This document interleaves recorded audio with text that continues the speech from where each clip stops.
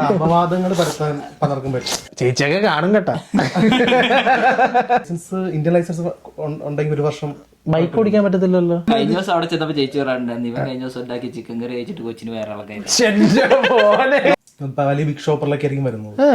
അവര് മെയിൻ ആയിട്ട് എന്ത് സാധനങ്ങളൊക്കെ എടുക്കുന്നത് എക്സ്പെൻസീവ് ആയിട്ടുള്ള അല്ല. നമ്മൾ ആദ്യം അറിയത്തില്ല എന്താ ചെയ്യേണ്ടത്. ഇപ്പൊ മഗ്ഡി വരെയും കയറി ചോദിച്ചിട്ടുണ്ട് നമ്മൾ CV ഒക്കെ ആയിട്ട്. അപ്പൊ എല്ലായിടത്തും ചെല്ലുമ്പോൾ ഞങ്ങൾക്ക് ഞങ്ങളുടേതായ വെബ്സൈറ്റ് ഉണ്ട്, അതിൽ അപ്ലൈ ചെയ്യുന്ന പറയുന്ന കുറെ പേരുണ്ട്. നമ്മുടെ സെയിം കോഴ്സ് അല്ല, പക്ഷെ യൂണിവേഴ്സിറ്റിയിൽ ഫെയിൽ ആയ ആൾക്കാരുണ്ട്, അസൈൻമെന്റ് ഫെയിൽ ആയിട്ടുള്ളവരുണ്ട്. അപ്പൊ അതിലും പാസ്സാകാതെ വരാൻ നേരത്ത് വേറെ ഓപ്ഷൻ വരെ എത്തത്തില്ല.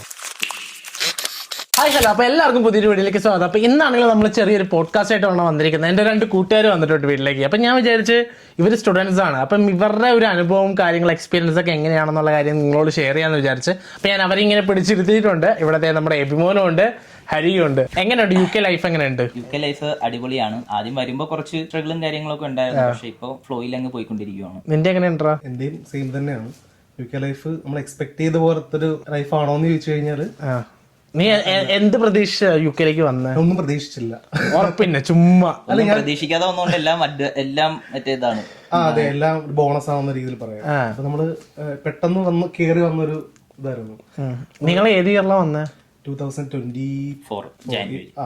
ഇവൻ ഡിസംബറിൽ ഡിസംബർ അവസാനം എത്തി. ഇവൻ ജാനുവരി ക്ലാസ് തുടങ്ങിട്ടല്ലേ? അല്ല, ജാനുവരി 18th ക്ലാസ് തുടങ്ങി. അപ്പൊ ഞാൻ ജാനുവരി 15th തുടങ്ങി. 18th ഞാൻ വന്നു. ഫസ്റ്റ് UK ലേക്ക് വന്നപ്പം എന്താണ് ക്ലൈമറ്റ് വൈസ് എങ്ങനെ ഉണ്ടായിരുന്നു? ക്ലൈമറ്റ് വൈസ് ആദ്യമേ കാണുമ്പോ എന്താ ഒരു കാരണം ജാനുവരി ടൈമിലൊക്കെ നല്ല തണുപ്പുള്ള ടൈമാണ്. ആദ്യമേ വരുന്ന സമയത്ത് തണുപ്പാ. അപ്പൊ നമ്മള് വന്നിറങ്ങി എയർപോർട്ടിന്റെ പുറത്തേക്ക് ഇറങ്ങിയപ്പോ നല്ല കാറ്റടിച്ചു. അപ്പൊ നല്ല ക്ലൈമറ്റ്, നല്ല തണുപ്പ്. നമ്മൾ ഫസ്റ്റ് ഊട്ടിയിലും മൂന്നാർക്ക് ചെന്നിറങ്ങുമ്പോ നല്ല തണുപ്പല്ലേ, നല്ല ക്ലൈമറ്റ് എന്നൊക്കെ പറഞ്ഞു. പിന്നെ പോകെ പോകെ അതൊരു ഒരു ബാധ്യതയായിട്ട് മാറി അവസാനം. നിനക്ക് തണുപ്പ് എങ്ങനെ ഉണ്ടായിരുന്നു വന്ന സമയത്ത്? നല്ല തണുപ്പായിരുന്നു. ഞാൻ വന്നത് ഡിസംബർ 27 വരുന്നത്. നാട്ടിലെ പോലെ അല്ലല്ലോ, ഇന്ത്യയിലെ ഡിഫറെന്റ് അല്ലേ. അപ്പം ഇവിടെ എത്തിയപ്പം ടോട്ടൽ സാഹചര്യവും എല്ലാം വന്നിറങ്ങിയപ്പോ തന്നെ കാണുന്ന കാഴ്ചയെല്ലാം ഭയങ്കര ഡിഫറെന്റ് ആയിരുന്നു. എന്താ നിനക്ക് ഡിഫറെന്റ് ആയിട്ട് തോന്നിയ എന്താ?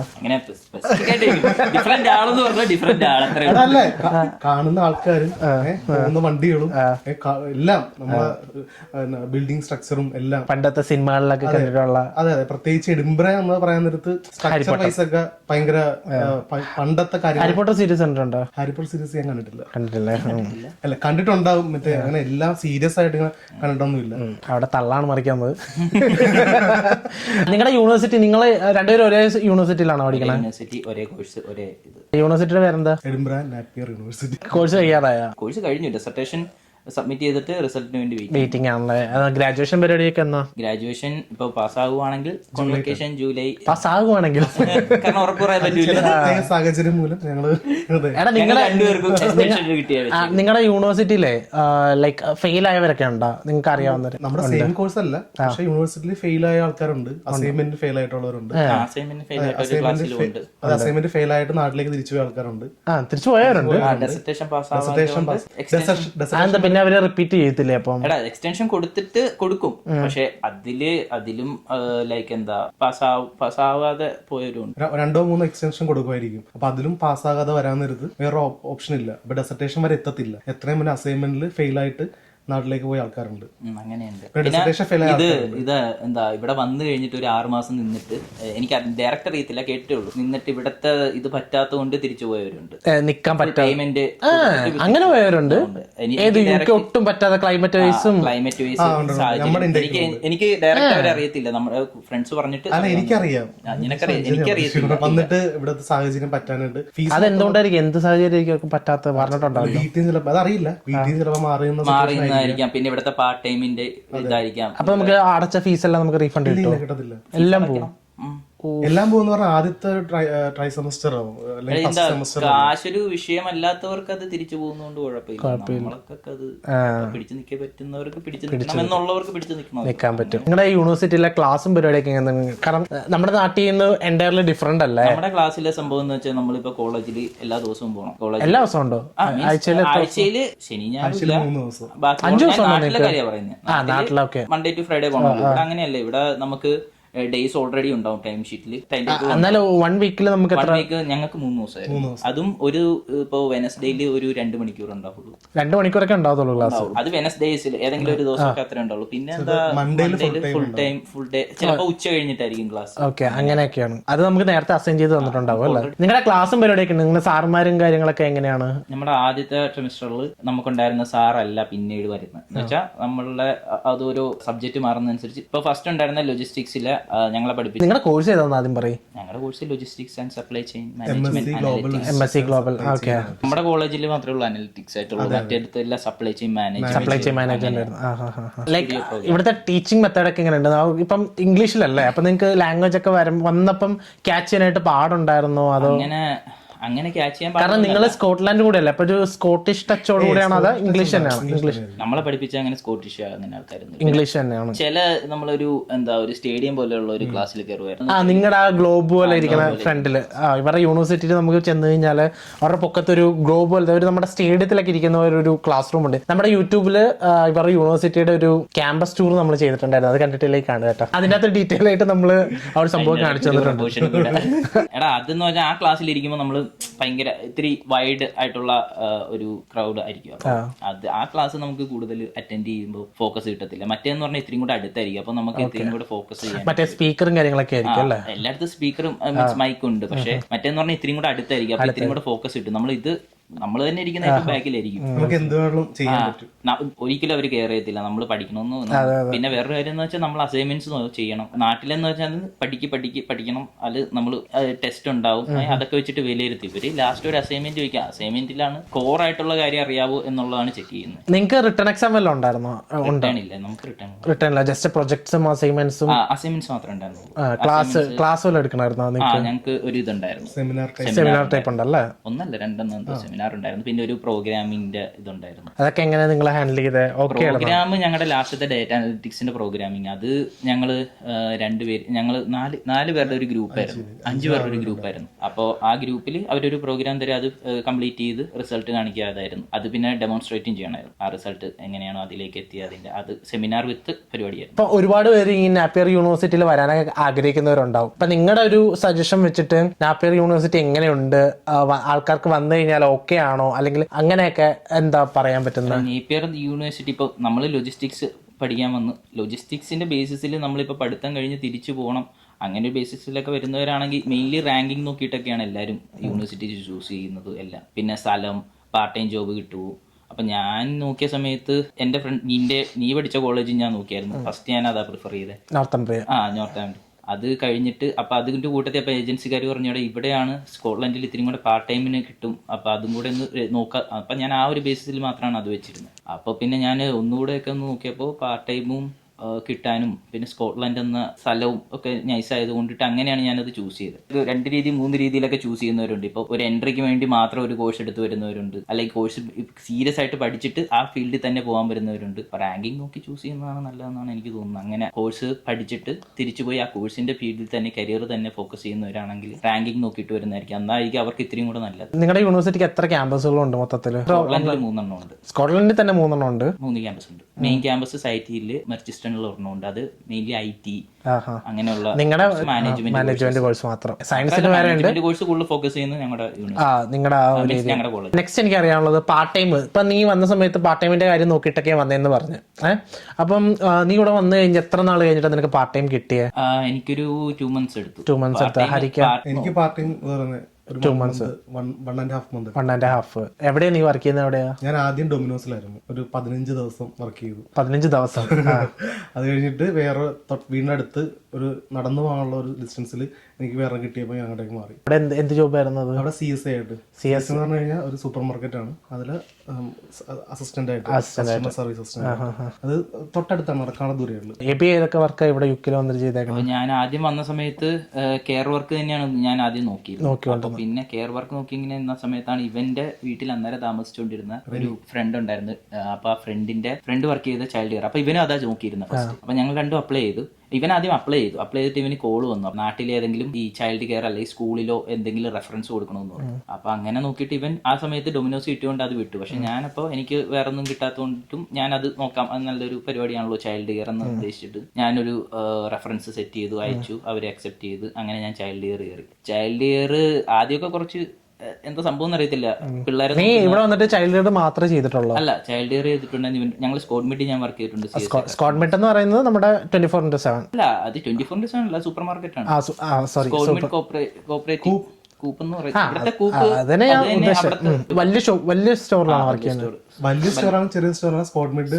മീൻസ് എല്ലാ സൂപ്പർ സെയിൻസ്ബറി, ലിഡിലൊക്കെ പോലെ തന്നെ ഒരു അതേപോലെ തന്നെ അല്ലേ? അതെ, പക്ഷെ ഈ സ്കോഡ് മിഡ് 10 ക്ലോസ് ആണ്. അത് സ്കോട്ട്ലൻഡ് മാത്രമേ ഉള്ളെന്ന് തോന്നുന്നു അല്ലേ? സ്കോട്ട്ലൻഡിൽ അറിയപ്പെടുന്നത് സ്കോഡ് മിഡ് ആണ് മെയിൻ ആയിട്ട് അറിയപ്പെടുന്നല്ല.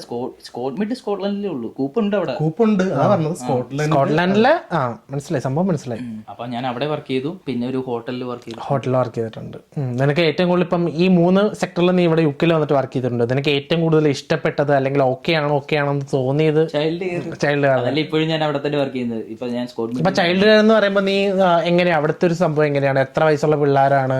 മെയിൻലി ചൈൽഡ് കെയർ ഞാനിപ്പോ ഏജൻസിയിലാണ് വർക്ക് ചെയ്യുന്നത്. അപ്പോൾ ഏജൻസി നമ്മൾ ഓരോ നേഴ്സറികളിലൊക്കെ വിടും. അപ്പോൾ നേഴ്സറികളിൽ ഇപ്പോൾ 0 to 5 ആയിരിക്കും നോക്കുന്നത് നേഴ്സറികളിൽ. അല്ലാണ്ട് ഇപ്പൊ സ്കൂളുകളിലും പോകും. സ്കൂളുകളിലെന്ന് പറയുമ്പോൾ ഈ 3 to 6 ആ ഹവേഴ്സ് ആയിരിക്കും കിട്ടുന്നത്. മെയിൻലി 3 hours, മാക്സിമം 4 hours അതിക്കുള്ളിൽ കിട്ടത്തില്ല. ഇത് ഒരു ദിവസം 4 മണിക്കൂറൊക്കെയാണോ? ഒരു ദിവസം 4 മണിക്കൂർ 3 മണിക്കൂർ. അല്ലാണ്ട് നമുക്ക് ഇപ്പൊ ഡയറക്റ്റ് 8 മണിക്കൂർ 10 മണിക്കൂർ കിട്ടുന്നത് നേഴ്സറികളാണ്. രാവിലെ 8 മണി to 6 മണി. പിന്നെ സ്കൂളുകളിൽ 3 മണിക്കൂർ കിട്ടുന്നത് ഈ ടൈം എന്ന് വെച്ചാൽ സ്കൂളുകളിൽ ക്ലാസ് കഴിഞ്ഞിട്ട് പേരന്റ്സ് വിളിക്കാൻ വേണ്ടി വൈകൂല. അപ്പൊ അതിന് വേണ്ടിയിട്ട് അവരെ മീൻസ് ജോയിൻ ചെയ്ത് അവർക്ക് അങ്ങനെ ഒരു ശരിക്കും പറഞ്ഞാൽ അത് നമുക്ക് ശരിക്കും നഷ്ടമല്ലേ? കാരണം നീ നിൽക്കുന്നിടത്തുനിന്ന് ദൂരം ഉണ്ടോ? എഡിൻബറയിൽ ഏറ്റവും വലിയൊരു എനിക്ക് അഡ്വാൻറ്റേജ് ആയിട്ട് തോന്നിയിട്ടുള്ള ട്രാൻസ്പോർട്ടേഷനാണ്. വലിയ സ്ഥലങ്ങളൊന്നും അല്ല. ഞാൻ ഇപ്പൊ എല്ലായിടത്തും മിക്കയിടത്തും അല്ലടാ, ഞാൻ ചോദിച്ചത് എന്താണെന്നറിയോ, നിന്റെ വീട്ടിൽ നിന്ന് ജോലി സ്ഥലത്തേക്ക് പോകാനായിട്ട് ഏജൻസി ചെയ്ത് കാരണം പലയിടത്തേക്ക് പോകണം. അപ്പൊ ട്രാൻസ്പോർട്ടേഷൻ അത്ര സെറ്റ് ആയതുകൊണ്ടിട്ട് എനിക്ക് വലിയ ബുദ്ധിമുട്ട് തോന്നിയിട്ടുണ്ട്. എന്നാലും ഏകദേശം എത്ര മണിക്കൂർ എടുക്കും ഒരു സ്ഥലത്ത് നിന്റെ ഒരു ജോലി? ഞാൻ ഒരു ഇപ്പൊ ഡാൽക്കീത്ത് എന്ന് പറഞ്ഞൊരു സ്ഥലം.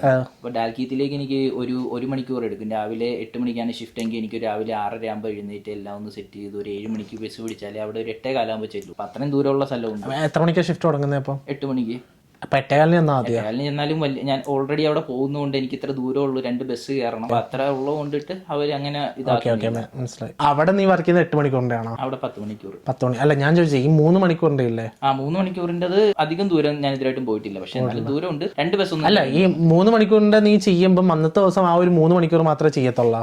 ചില ദിവസങ്ങളിൽ എന്ന് വെച്ചാൽ ഇപ്പൊ എനിക്ക് സ്റ്റുഡന്റ് ആയിട്ട് ഇരിക്കുമ്പോഴായിരിക്കും ഞാൻ ആ ഷിഫ്റ്റ് കൂടുതൽ എടുക്കുന്നത്. കാരണം സ്റ്റുഡന്റ് ആയിട്ട് ഇരിക്കുമ്പോൾ ഒരു ദിവസം പോയി കഴിഞ്ഞാൽ 10 മണിക്കൂർ കിട്ടി. എനിക്ക് 20 ചെയ്യാൻ പറ്റുള്ളൂ. അങ്ങനെയുള്ള സമയങ്ങളിൽ ചിലപ്പോൾ ഈ ജൂലൈയിലൊക്കെ തൊട്ടിട്ട് ഇപ്പോൾ വെക്കേഷൻ വരും. അപ്പൊ ജൂലൈയിൽ ഇത് അടച്ചു കഴിഞ്ഞാൽ പിന്നെ സെപ്റ്റംബറിലേ ഉള്ളൂ. അങ്ങനെയുള്ള സമയത്തൊക്കെ സ്കൂളൊക്കെ ചിലപ്പോൾ 2-3 ഇങ്ങനെയുള്ള ഷിഫ്റ്റുകളൊക്കെ ആയിരിക്കും കിട്ടുന്നത്. പിന്നെ നഴ്സറി ഓപ്പൺ ചെയ്ത് കഴിയുമ്പോൾ അവിടുത്തെ സ്റ്റാഫ് ഓൾറെഡി ഉണ്ടാവും. അപ്പൊ അവര് വെക്കേഷന് പോകുമ്പോഴായിരിക്കും നമുക്ക് ഷിഫ്റ്റ് കിട്ടുന്നത്. അപ്പൊ അങ്ങനെയുള്ള സമയത്ത് നമുക്ക് കിട്ടുന്ന എന്താണോ അതെടുത്ത് ഷിഫ്റ്റ് തികയ്ക്കുക, അങ്ങനെയുള്ളൂ. പിന്നെ വലിയ പണി ഇല്ലാത്തതുകൊണ്ട് അവരുടെ കൂടെ ഇരിക്കുക. അവർക്കിപ്പോൾ പെയിന്റിങ് ആയിരിക്കും. മീൻസ് ASC ക്ലബിലൊക്കെ ആണെങ്കിൽ പെയിന്റിങ് ചെയ്യും, അല്ലെങ്കിൽ ഫുട്ബോൾ കളിക്കും, അല്ലെങ്കിൽ ഷട്ടില്. എത്ര വയസ്സുള്ള പിള്ളേരാണ് ഉള്ളത് അവിടെ? സ്കൂളുകളിൽ എന്തായാലും 12-15 വയസ്സ് വരെ ഉള്ളത്. ഈ നഴ്സറികളിൽ എന്തായാലും 0 to 5. നിനക്ക് സ്കൂളിലാണോ നഴ്സറിലാണോ വർക്ക് ചെയ്യാൻ ഇഷ്ടം? ഹവേഴ്സ് കിട്ടുന്നത് നഴ്സറിയിലാണ്. അപ്പൊ നഴ്സറിയിലാണ് വർക്ക്. അല്ല, അവിടെ ചെറിയ ചെറിയ പിള്ളേരുണ്ട്. അതിപ്പോ നമ്മള് ഇപ്പൊ ഞാൻ ബേബീസിൽ നിന്നിട്ടുണ്ട്. അപ്പൊ ബേബീസിൽ നിൽക്കുമ്പോ നമ്മള് മെയിൻലി ചെല്ലുന്ന സമയത്ത് ഇവർ പേരൻസ് കൊണ്ടുവരുമ്പോ തന്നെ അറിയാലോ കരയുന്ന സെറ്റപ്പ് ഒക്കെ. അപ്പൊ അവരെ ഇങ്ങനെ ഹഗ് ചെയ്ത് പാമ്പർ ചെയ്ത് അവരെ ഇങ്ങനെ കംഫി ആക്കി നിർത്തണം. അപ്പൊ അത് കഴിഞ്ഞിട്ട് പിന്നെ മോർണിംഗ് സ്നാക്ക് ഉണ്ടാവും. മോർണിംഗ് സ്നാക്കില് അവര് തന്നെ ഓൾറെഡി ഇപ്പൊ ഒരു ഇതുണ്ട്, അതൊക്കെ ബെപ്പൊക്കെ വെച്ചിട്ട് ഡമ്മിയൊക്കെ വെച്ചിട്ട് അതൊക്കെ മാറ്റി അവര് തന്നെ എല്ലാവരും അവരെ തന്നെ സപ്പോർട്ട് ചെയ്യണം. അവര് തന്നെ കഴിക്കാൻ വേണ്ടിയിട്ട് അവരെ സപ്പോർട്ട് ചെയ്യണം. അവർ കഴിക്കാൻ പറ്റാത്ത സിറ്റുവേഷനിൽ നമ്മൾ ഫീഡ് ചെയ്യണം. പിള്ളേരൊക്കെ എടുത്ത് നോക്കി തുടങ്ങി കണ്ടുപിടിക്കും. ഞാൻ നോക്കുന്നുണ്ട്. എന്റെ വീട്ടിലൊരു കൊച്ചുണ്ട്. നിന്റെ ചേച്ചിയുടെ വെച്ച ആ കൊച്ചിന് എത്ര വയസ്സായി? അവന് 4 വയസ്സ്. ടേക്ക് കെയർ ചെയ്യണമല്ലോ. അത് നീയാണോ ടേക്ക് കെയർ ചെയ്യണം? ചേച്ചിയൊക്കെ കാണും കേട്ടാ. തള്ളൊന്നും കാണുന്നുണ്ടല്ലോ. കഴിഞ്ഞ ദിവസം അവിടെ ചെന്നപ്പോ ചേച്ചി പറയാറുണ്ട്, ഇവൻ കഴിഞ്ഞ ദിവസം ഉണ്ടാക്കി ചിക്കൻ കറി കഴിച്ചിട്ട് കൊച്ചിന് വേറെ ആൾക്കാർ അതുപോലെ ടേക്ക് കെയർ ഭയങ്കരമായിട്ട് ടേക്ക് കെയർ ചെയ്യുന്നുണ്ട്. അപവാദങ്ങൾ പരത്താൻ പലർക്കും പറ്റും. പക്ഷെ അത് ഫാക്ട് മനസ്സിലാക്കണം. അങ്ങനെയാണ് ഞാൻ പറയുന്നത്. എടാ അങ്ങനെയല്ല ഉണ്ടായിട്ടുള്ളത്. അത് ചിലപ്പം ചിക്കന്റെ പ്രശ്നമായിരിക്കാം. എടാ ഞാൻ ചെയ്തിട്ട് എനിക്കറിയണം ഏത് കഥയെ പറയണമെന്ന് അറിയത്തില്ല. അപ്പൊ അവന് ചിലപ്പോ എന്റെ തന്നിട്ട് ചിലപ്പം അവര് വർക്കിന് പോകാറുണ്ട്. രാവിലെ തൊട്ട് വൈകിട്ട് വരെ ഞാൻ അവനായിരിക്കും നോക്കുന്നത്. അപ്പൊ സിനിമ കണ്ടോളും, അല്ലെ TV വെച്ച് കൊടുത്താൽ കണ്ടോളും. പിന്നെ എന്റെ കാര്യം ഞാൻ നോക്കും. പിന്നെ ഫുഡ്, പിന്നെ അപ്പിടാൻ നേരത്ത് കഴുകി കൊടുക്കുക. എക്സ്പീരിയൻസ്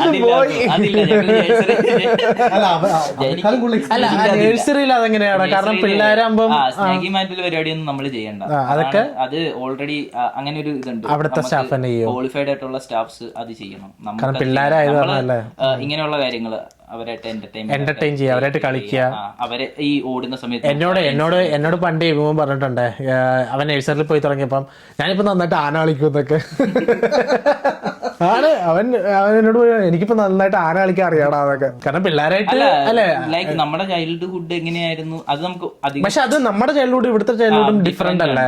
ഭയങ്കര ഡിഫറെന്റ്. പിന്നെ മെയിൻലി ഈ ടൈമിൽ നമുക്ക് എനിക്കത്ര ഓർമ്മയില്ല. 0 to 5 എനിക്ക് എത്രത്തോളം ബോധം ഉണ്ടായിരുന്നു, എത്രത്തോളം നമ്മളത് എത്രത്തോളം അതാണ് ഉദ്ദേശം. ഒരു കൂട്ടം ആൾക്കാരെ കാണുമ്പോൾ മീൻസ് ഒരു കൂട്ടം പിള്ളേരെ കാണുമ്പോൾ അവരെങ്ങനെ വളരുന്നത്, ഇവര് സംസാരിക്കുന്നൊന്നും മനസ്സിലാകത്തില്ല. ഇവര് പറയുന്നത് അവിടെ സ്കോട്ടിഷ് ആണോ ഇംഗ്ലീഷ് ആണോ സംസാരിക്കാൻ പിള്ളേരൊക്കെ? ഇംഗ്ലീഷ് സ്കോട്ടിഷ് അല്ല ഇംഗ്ലീഷ്.